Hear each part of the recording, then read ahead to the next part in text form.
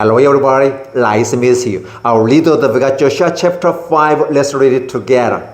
Now, when all the Amorite king west of Jordan and all the Canaanite king along the coast heard how the Lord had dried up the Jordan before the Israelites until we had crossed over, their heart melted and they no longer had the courage to face the Israelites.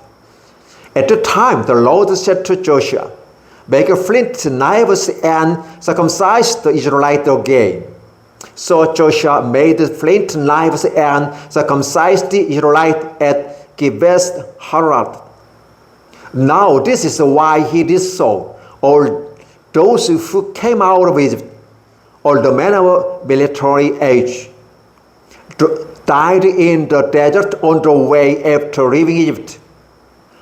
All the people that came out had been circumcised, but all the people born in the desert during the journey from Egypt had not. The Israelites had moved about in the desert 40 years until all the men who were of military age, when they left Egypt, had died, since they had not obeyed the Lord. For the Lord had sworn to them that they would not see the land that he had solemnly promised their fathers to give us, a land flowing with milk and honey.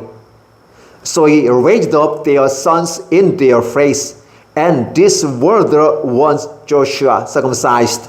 They were still circumcised because they had not been circumcised on the way.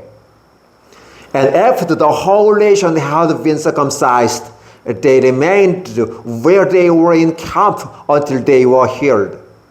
Then the Lord said to Joshua, "Today I have rolled away the reproach of Egypt from you." So the place has been called Gilgal to this day. On the evening of the 14th day of the month, while camped at Gilgal on the plain of Jericho, the Israelites celebrated the Passover. The day after the Passover, that very day, they ate some of the produce of the land, unleavened bread and roasted grain. The manna stopped. They ate this food from the land. There was no longer any manna for the Israelites, but that year they ate of the produce of Canaan. Now, when Joshua was near Jericho, he looked up and saw a man standing in front of him with a drawn sword in his hands. Joshua went up to him and asked, "Are you for us or for our enemies?" "Neither," he replied, "but as commander of the arm of the Lord, I will now come."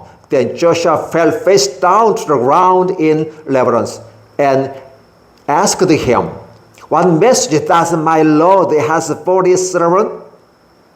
The commander of the Lord's army replied, "Take off your sandals, for the place where you are standing is holy."